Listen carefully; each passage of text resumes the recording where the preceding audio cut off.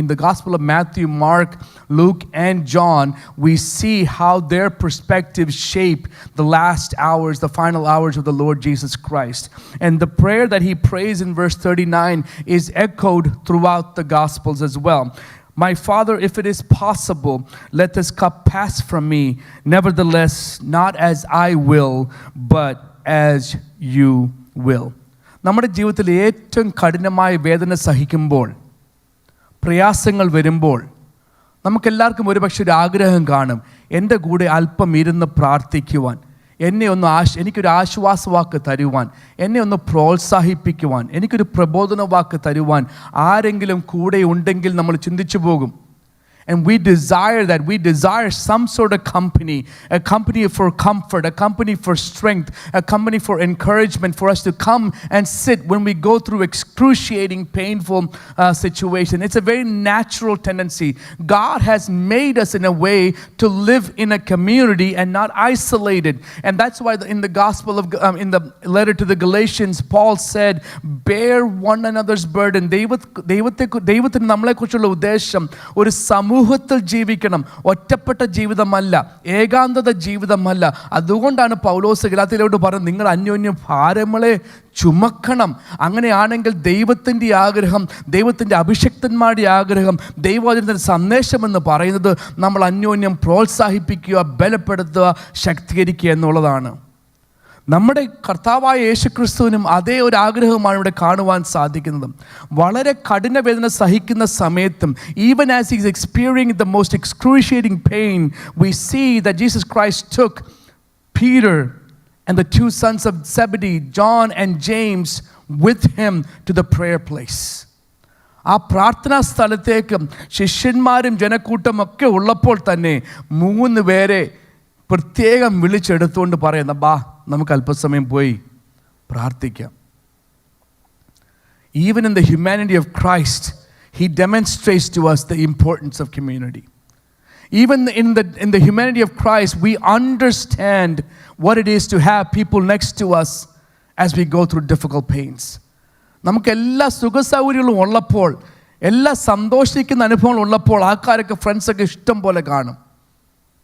പക്ഷെ നമ്മുടെ ദുഃഖത്തിലും യാതനയിലും വേദനയും കണ്ണുനീരും കാണുന്ന വളരെ ചുരുക്കം ആൾക്കാരേ ഉള്ളൂ. പക്ഷെ പത്രോസിനെയും യോഹന്നാനെയും യാക്കോബിനെയും കൂടെ കൊണ്ടുപോയി യേശുക്രിസ്തു പ്രാർത്ഥന സ്ഥലത്ത് ചെന്നു.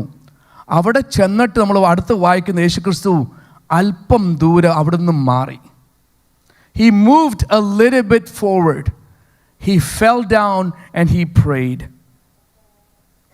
എന്തുകൊണ്ടായിരിക്കാം യേശുക്രിസ്തു അല്പം മാറി? ഇവരെ കൊണ്ടുപോയല്ലോ, ഏറ്റവും അടുത്ത ശിഷ്യന്മാരെ, സ്നേഹിതരെ കൂടെ കൊണ്ടുപോയല്ലോ. എന്തുകൊണ്ടായിരിക്കാം യേശുക്രിസ്തു അല്പം കൂടെ മാറിയിരുന്ന് പ്രാർത്ഥിക്കുവാൻ ആഗ്രഹിച്ചത്? There's a time that, or every time that Jesus spent time with his Father, in the full 33 plus years that he lived on this earth, every opportunity that he had to spend time in prayer, he always was by himself. ഇല്ലേ, നമ്മൾ എവിടെ നോക്കിയാലും യേശുക്രിസ്തു ജനസംഖ്യ കൂടുമ്പോൾ അവിടുന്ന് മാറി, സന്ധ്യയാകുമ്പോൾ അവിടുന്ന് മാറി, ശിഷ്യന്മാരൊക്കെ ഉറങ്ങുമ്പോൾ അവിടുന്ന് വാങ്ങി. കർത്താവ് പിതാവിനോട് കൂടെ ഒറ്റയ്ക്കിരിക്കുവാൻ, പ്രാർത്ഥിക്കുവാൻ, ആ ഒരു ഇൻറ്റിമസി ആഗ്രഹിച്ചതാണ് നമ്മുടെ യേശുക്രിസ്തു. He preferred the intimacy of spending time alone with God, a time of solitude, a time of no distractions.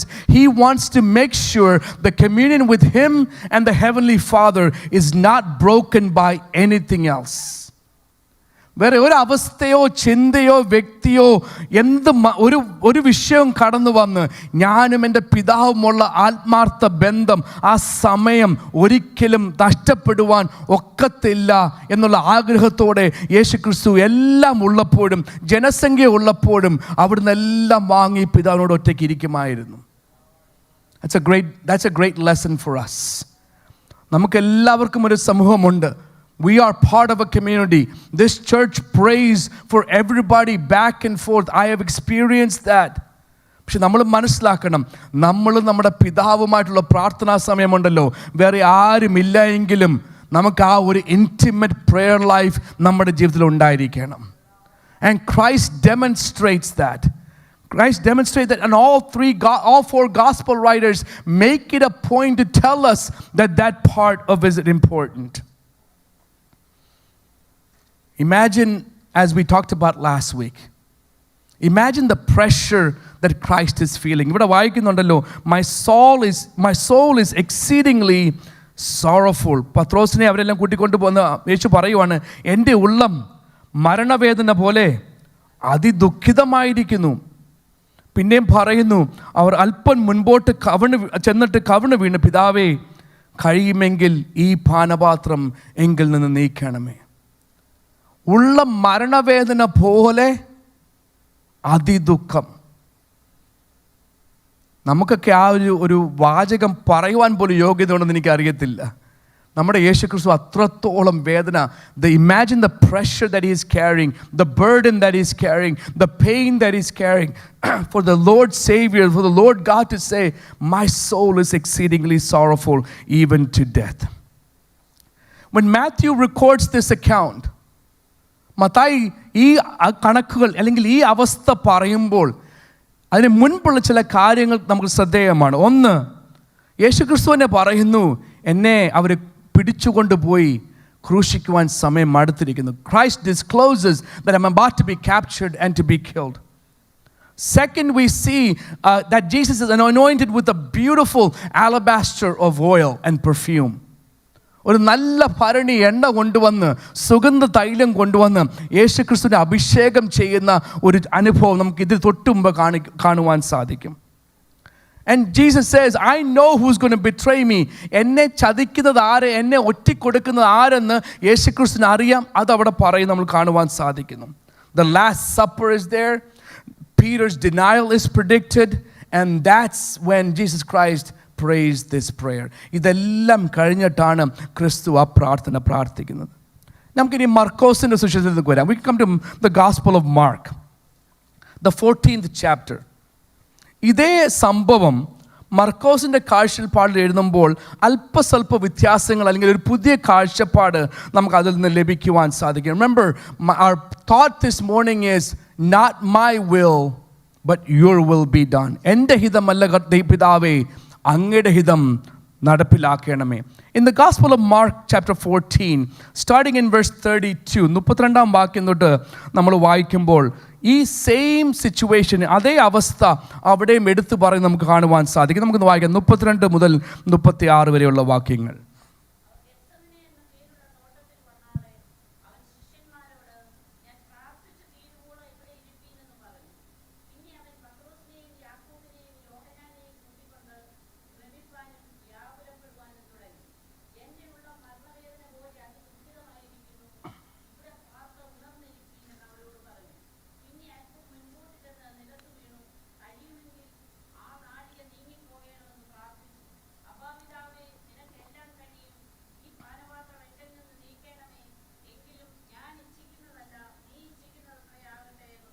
Amen. മർക്കോസിൻ്റെ സുവിശേഷത്തിലും ഏകദേശം അതുപോലൊക്കെ നമ്മൾ മത്തായിൽ വായിച്ചതുപോലൊക്കെ നമുക്കിവിടെ കാണുവാൻ സാധിക്കുന്നു. പക്ഷെ മർക്കോസിൻ്റെ കാഴ്ചപ്പാടിൽ ഒരു പുതിയ അർത്ഥം, ഒരു പുതിയ അനുഭവം അവിടെ കാണുവാൻ സാധിക്കുന്നു. മത്തായി സുവിശേഷം നമ്മൾ വായിക്കുമ്പോൾ അവിടെ പ്രാർത്ഥനയിൽ യേശുക്രിസ്തു പറഞ്ഞു, പിതാവേ, എൻ്റെ പിതാവേ, my father, if it is possible, എൻ്റെ പിതാവെ കഴിയുമെങ്കിൽ ഈ പാനപാത്രം ഒന്ന് മാറ്റി തരണമേ. മർക്കോസിൻ്റെ കാഴ്ചപ്പാടിൽ ആ പ്രാർത്ഥന ക്രിസ്തു പ്രാർത്ഥിക്കുന്നത് അറിയാമോ? അബ്ബാ പിതാവേ. Big difference. മൈ ഫാദർ, എൻ്റെ പിതാവേ എന്ന് പറഞ്ഞ് തെറ്റില്ല. പക്ഷേ യേശുക്രിസ്തു അങ്ങനെ പ്രാർത്ഥിച്ചായിട്ടാണ് മത്തായിക്ക് ഒരു അനുഭവം ലഭിച്ചത്. പക്ഷെ മർക്കോസ് പറയുന്നു അബ്ബാ ഫാദർ, അബ്ബാ പിതാവേ എന്ന്. എന്തുകൊണ്ടായിരിക്കാം മർക്കോസിന് ആ കാഴ്ചപ്പാട് ലഭിച്ച ദൈവത്തിൻ്റെ ആത്മാവിൽ നിന്ന്? എന്താണ് അബ്ബാ പിതാവേ, എൻ്റെ പിതാവേ എന്ന് പറഞ്ഞാലുള്ള വ്യത്യസ്ത അനുഭവം? There's only 3 recorded scriptures in the New Testament that uses that phrase. നമുക്ക് ഈ പുതിയ നിയമത്തിൽ 3 തവണ ആ പ്രയോഗം കാണുവാൻ സാധിക്കുന്നു, അബ്ബാ പിതാവേ എന്ന്. ഒന്ന് ഈ പ്രാർത്ഥനയിൽ മർക്കോവിൻ്റെ സുവിശേഷത്തിൽ.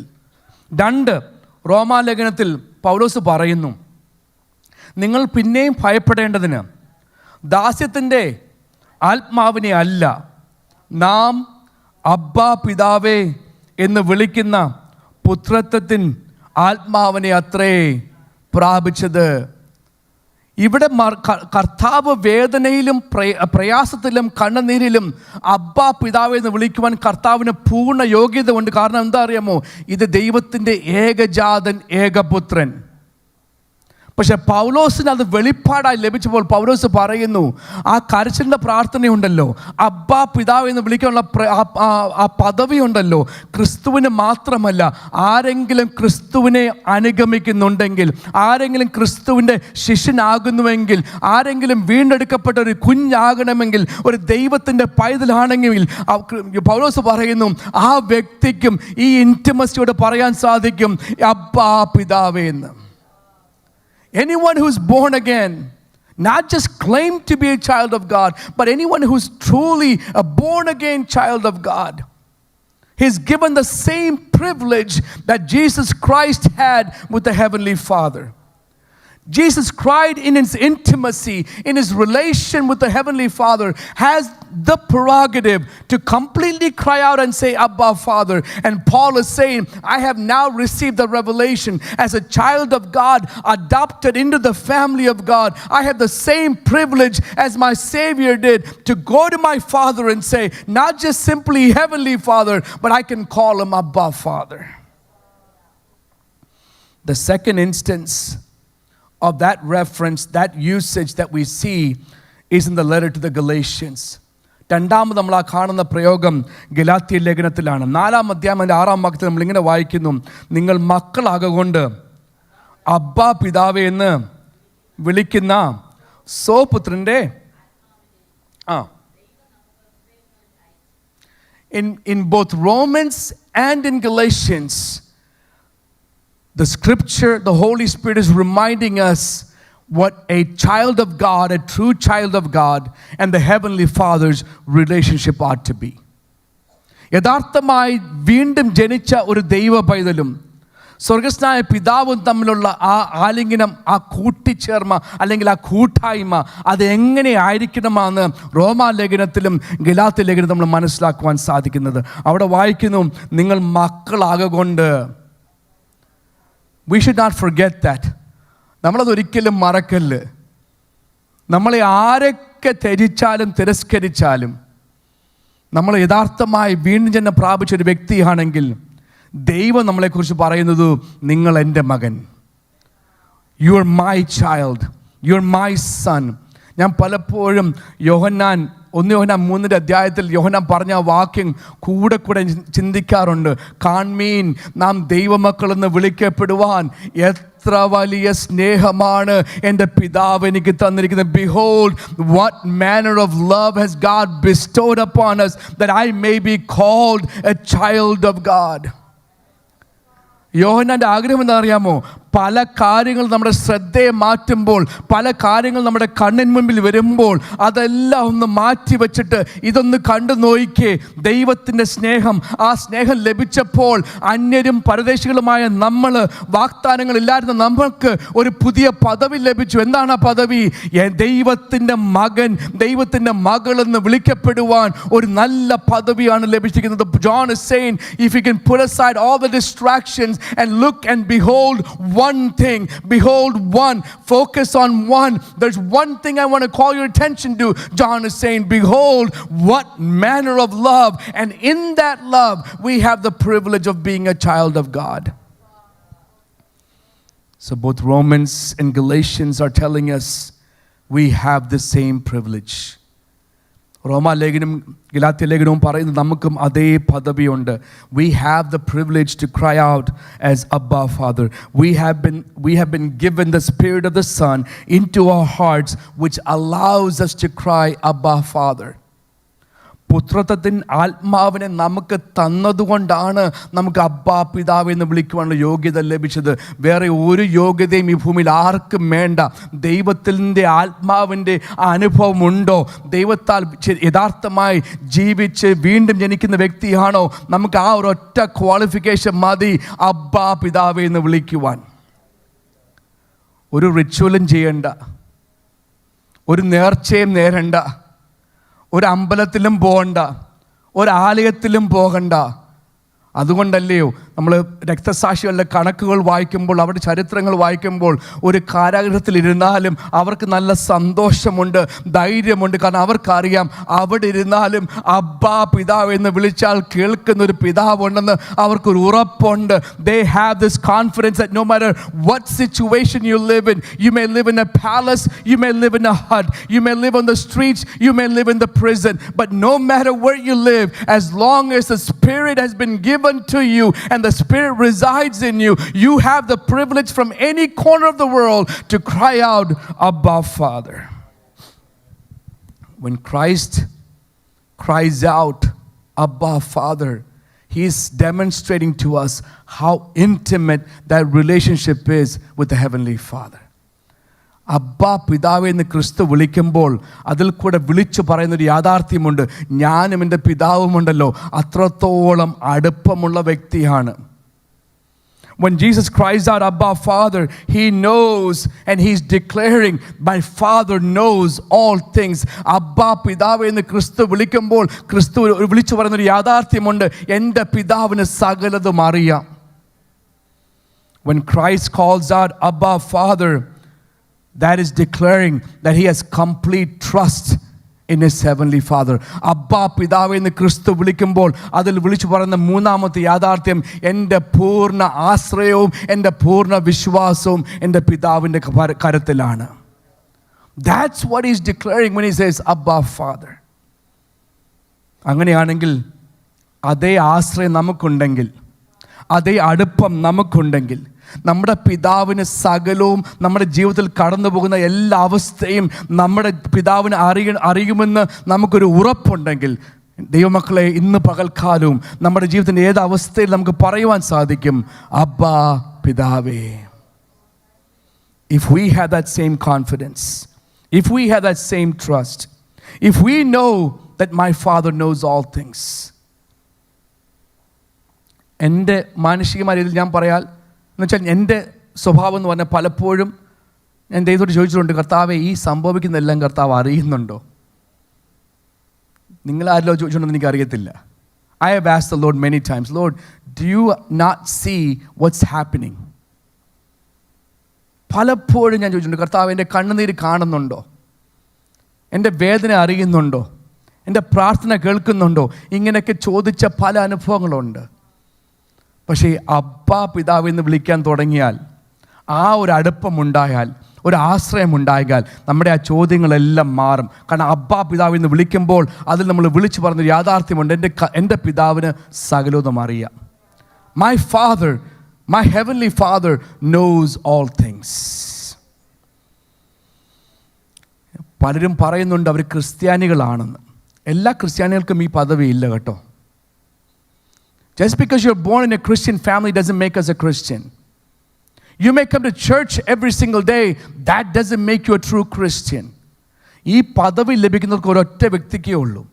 If you have received the spirit of sonship, പുത്രത്തിൻ ആത്മാവും ലഭിച്ച ആരെങ്കിലും ഉണ്ടെങ്കിൽ അവർക്കാണ് അബ്ബാ പിതാവ് എന്ന് വിളിക്കാനുള്ള പദവി. ഇന്ന് പകൽക്കാലം നമുക്ക് ചിന്തിക്കാം, കർത്താവേ എനിക്കങ്ങനെ വിളിക്കുവാൻ ഒരു പ്രാഗൽഭ്യമില്ല. If you're saying, Lord, I don't have the assurance that I can call you Abba, Father. Let me ask you, are you confident that you have received the spirit of sonship? പുത്രത്തിന് ആത്മാവ് ലഭിച്ചു എന്ന് നിങ്ങൾക്ക് ഉറപ്പുണ്ടോ? ഉറപ്പുണ്ടെങ്കിൽ അബ്ബാ പിതാവിനെ വിളിക്കുവാൻ ഒരു മടിയും കാണിക്കേണ്ട ആവശ്യമില്ല. കാരണം വേറെ ഒരൊറ്റ യോഗ്യത കൊണ്ടല്ല നമുക്ക് ആ പദവി ലഭിച്ചത്. ആ പദവി ലഭിച്ചത് ദൈവത്തിൻ്റെ ആത്മാവ് ഒരു നിക്ഷേപമായി, ഒരു വ്യക്തിയായി, ദൈവത്തിൻ്റെ ആത്മാവ് തന്നെ നമ്മളോട് കൂടെ വസിക്കുന്നത് കൊണ്ട് ദൈവത്തിൻ്റെ ആത്മാവ് നമ്മളെ ഓർമ്മിപ്പിക്കും, നീ ഒരു ദൈവത്തിൻ്റെ പൈതലാണെന്ന്. അതുകൊണ്ടാണ് ദൈവം പറയുന്നത്, the Spirit of God testifies that we are children of God. ദൈവത്തിൻ്റെ ആത്മാവ് സാക്ഷി പറയുന്നു നമ്മൾ ദൈവത്തിൻ്റെ പൈതലെന്ന്. പ്രിയമുള്ളവരെ, നമ്മുടെ ഏതവസ്ഥയിലും ആ അടുപ്പത്തോടെ അബ്ബാ പിതാവ് എന്ന് വിളിക്കുവാൻ ഒരു പ്രാഗൽഭ്യം നമുക്ക് ലഭിക്കണം. അതൊരിക്കലേ സാധിക്കത്തുള്ളൂ ദൈവത്തിൻ്റെ ആത്മാവിനെ നമ്മൾ പ്രാപിക്കുമ്പോൾ. So many claim to be children of God, but only a true born again child of God can pray in that manner.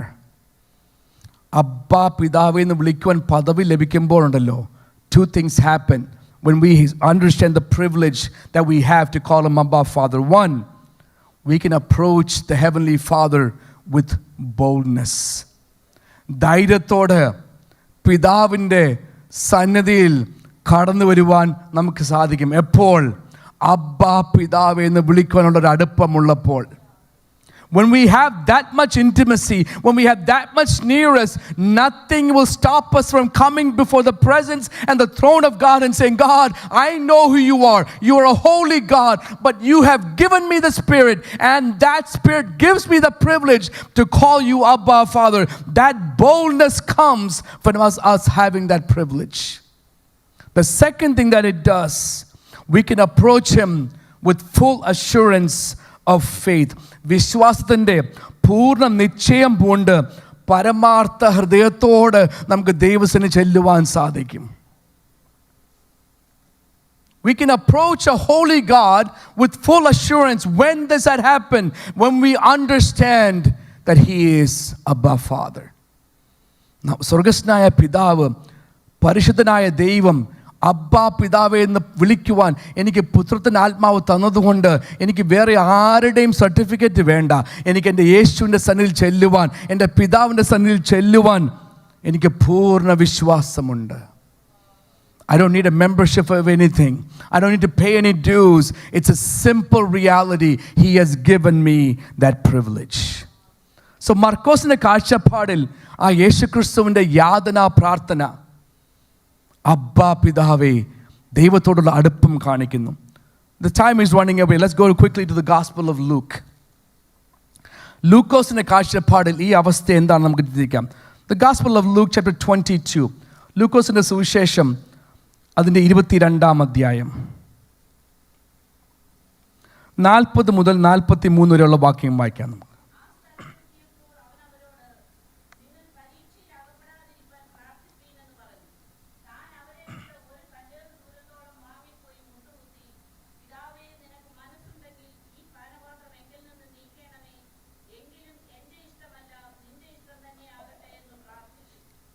Amen.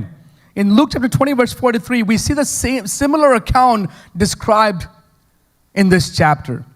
പക്ഷേ ലൂക്കോസിൻ്റെ ആ കാഴ്ചപ്പാടിൽ we must understand, Luke was not a disciple. ലൂക്കോസ് യേശുവിൻ്റെ ശിഷ്യനല്ലായിരുന്നു. Luke was a physician, but he was a great researcher. ആദ്യത്തെ അദ്ദേഹത്തിൽ പറഞ്ഞു, ഞാൻ പോയി അന്വേഷിച്ച് കണ്ടെത്തി കാര്യങ്ങൾ മനസ്സിലാക്കി, തെയോഫിലോസ് ഞാൻ നിനക്ക് വേണ്ടി എഴുതുകയാണ് ഈ വിഷയം. So Luke studied the life of Christ. Luke interviewed other people, looked at the historical accounts. He talked to so many people. He writes this gospel. So when he writes this gospel, if you look at that chapter, the sequence of events that Luke talks about is slightly different. ചില പുതിയ കാഴ്ചപ്പാടുകളും അനുഭവങ്ങളും ലൂക്കോസ് ഈ അധ്യായത്തിൽ നമുക്ക് കാണുവാൻ സാധിക്കുന്നുണ്ട്. ഒരു കാര്യം എടുത്തു പറയാം, സമയം ലാഭിക്കാൻ. One thing I will point out, യേശുക്രിസ്തു വേദന, കണ്ണുനീര്, ഇപ്പോൾ നടക്കാൻ പോകുന്ന വിഷയം, ഈ വേദനയൊക്കെ സഹിച്ചുകൊണ്ട് ഇതൊക്കെ ചിന്തിച്ചുകൊണ്ട് നിൽക്കുമ്പോൾ പ്രാർത്ഥനാ സ്ഥലത്ത് പോയി, ആ പൂന്തോട്ടത്തിൽ പോയി പ്രാർത്ഥിക്കുവാൻ സമയം അടുത്ത് വരുമ്പോൾ ശിഷ്യന്മാരെന്താ ചെന്നറിയാമോ? You know what the disciples are doing? 24-ാം വാക്യം കൊണ്ട് വായിക്കുമ്പോൾ അവർക്ക് വേറൊരു ചിന്ത, ഞങ്ങളിൽ ആരാ വലിയവൻ? ഭൂമി കണ്ടതിൽ സകല നാമത്തിലും മേലായ നാമമുള്ള വ്യക്തി, അവരുടെ യജമാനൻ കണ്ണുനീരും വേദനയും സഹിക്കുന്ന സമയം അടുത്ത് വരുമ്പോൾ കൂടെ നടക്കുന്ന ശിഷ്യന്മാർ പറയുകയാണ് അങ്ങോട്ടും ഇങ്ങോട്ടും, നമ്മളിൽ ആരാണ് വലിയവൻ? അതൊന്ന് ചിന്തിച്ച് നോക്കിയേ. The reason why I call that, these 3+ years that Christ walked with these disciples, with these men, they saw exactly how Christ conducted his life. യേശുക്രിസ്തു എങ്ങനെ ജീവിച്ചു, എത്ര മാതൃകാപരമായി ജീവിച്ചു എന്ന് കണ്ട വ്യക്തികളാണ് ഇപ്പോൾ പറയുന്നത് നമ്മളിൽ ആരാ വലിയവൻ. വഴിയരികിൽ നിലവിളിച്ച വ്യക്തികളോട് കർത്താവിൻ്റെ സമീപനം എങ്ങനെയായിരുന്നു? ഒരു വലിയ വ്യക്തിയുടെ സമീപനമായിരുന്നോ? ഒരിക്കലുമല്ല. ദാവീദ് പുത്ര, എന്നോട് കരുണ തോന്നണമെന്ന് പറഞ്ഞപ്പോൾ ആ വ്യക്തിയെ നോക്കി നിനക്ക് സൗഖ്യമാക്കുമെന്ന് പറയുന്ന ഒരു മനോഭാവം. വിധവമാരെ കണ്ടപ്പോൾ സമൂഹം അവരെ തിരസ്കരിച്ചപ്പോൾ ഒരു വലിയ ഭാവം കാണിച്ച് യേശുക്രിസ്തു മാറിപ്പോയോ? ഇല്ല, അവിടെയും യേശുക്രിസ്തു നിന്നു. എത്ര വിധവന്മാർക്ക് അവരുടെ പൈതങ്ങളെ തിരിച്ചു കൊടുത്തു. എത്ര കുഷ്ഠരോഗികൾ സമൂഹത്തിൽ നിന്ന് മാറി അവിടുന്ന് ഒരു കുടുംബത്തോട് അടുക്കാതെ, ഒരു വ്യക്തിയോട് ഒരു കൂട്ടായ്മയില്ലാതെ തകർന്നിരിക്കുന്ന അനുഭവത്തിൽ ജീവിക്കുമ്പോൾ അവരെ അടുത്ത് വിളിച്ച ഒരൊറ്റ വ്യക്തിയേ ഉള്ളൂ. വലിയ ഭാവം കാണിച്ചില്ല. അവിടെയും യേശുക്രിസ്തു നല്ലൊരു മാതൃക കാണിച്ചു. കുടുംബങ്ങളിലും വഴിയരികളിലും വീടുകളിലും ശവക്കല്ലറയിലുമൊക്കെ തിരസ്കരിക്കപ്പെട്ട ജനത്തെ കാണുമ്പോൾ അവരെ മാറിപ്പോകുമല്ല കർത്താവ് കാണിച്ചത്. അവിടെ ഒരു വലിയ ഭാവം കാണിക്കുമല്ല കർത്താവ് കാണിച്ചത്. കർത്താവ് അവിടെ ജീവിതത്തിൽ കാണിച്ചു കൊടുത്തു. ഇവരോടൊക്കെ അടുത്ത് ഇവർക്ക് ഒരു കംഫർട്ട് ഉണ്ടാകുവാൻ, to bring some comfort to them, to bring some healing to them, to bring some belonging to them, to make them feel that they're valued, that they're no less important as community says, but they're equally important in my eyes. അത് കാണിക്കുവാൻ യേശുക്രിസ്തു ഒരു നല്ല മാതൃക കാണിച്ചു കൊടുത്തു. ഇതെല്ലാം കണ്ടുവന്ന ശിഷ്യന്മാർ, the disciples that saw this lifestyle of compassion and mercy and servanthood, is now bothered about who is the greatest among them. And sometimes that attitude can come into our life as well. പലപ്പോഴും ആ മനോഭാവം നമ്മുടെ ജീവിതത്തിലും കടന്നു വരും കേട്ടോ. നമ്മൾ സൂക്ഷിക്കണം. യേശുക്രിസ്തു ഒരു രാജാവായിട്ടല്ല ഇവിടെ വന്നത്, ഒരു ദാസനായിട്ടാണ് വന്നത്. യേശുക്രിസ്തു ഒരു രാജാവായിട്ടല്ല ഇവിടെ ജീവിച്ചത്, ഒരു ദാസനായിട്ടാണ് ഇവിടെ ജീവിച്ചത്. ദൈവമക്കളെ, നമ്മുടെ ജീവിതത്തിൽ എത്ര അനുഗ്രഹം ഉണ്ടായാലും, എത്ര നല്ല അനുഭവങ്ങൾ ഉണ്ടായിരിക്കും, എത്ര കഴിവുകൾ ഉണ്ടായാലും, എന്തെല്ലാം പദവികളും പൊസിഷൻസും ലഭിച്ചാലും നമ്മൾ ഓർക്കണം, നമ്മൾ ആരും ഭാവിക്കേണ്ടതിന് മീതെ ഭാവിക്കാതെ ഒരു ക്രിസ്തു കാണിച്ച മാതൃക ഉണ്ടല്ലോ, ആ ദാസ്യത്തിൻ്റെ മാതൃക, മറ്റുള്ളവരുടെ അനുകമ്പ കാണിക്കുവാൻ, ദയ കാണിക്കുവാൻ, കരുണ കാണിക്കുവാൻ, മനസ്സലിവുള്ള വലിയ ഭാവം കാണിക്കാതെ ഞാൻ എൻ്റെ യജമാനൻ ദാസനാകാൻ സാധിക്കുന്നെങ്കിൽ